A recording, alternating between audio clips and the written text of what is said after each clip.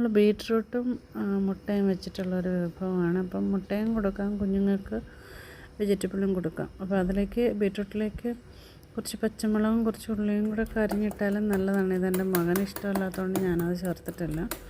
പച്ചമുളകും ഉള്ളിയും കറിവേപ്പിലയും കൂടെ ചേർക്കാം അതിൽ. ഇതെല്ലാം കൂടെ ചേർത്ത് അടിച്ചിട്ട് നന്നായി അടിക്കുക.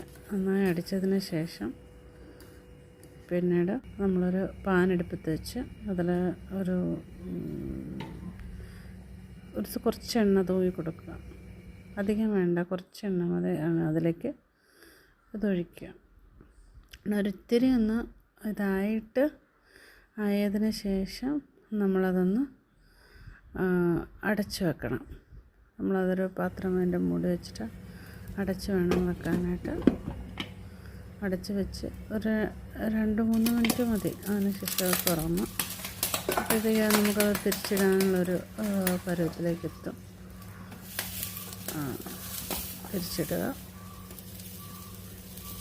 തിരിച്ചിട്ടതിന് ശേഷം വീണ്ടും അതൊന്നുകൂടെ അടയ്ക്കുക.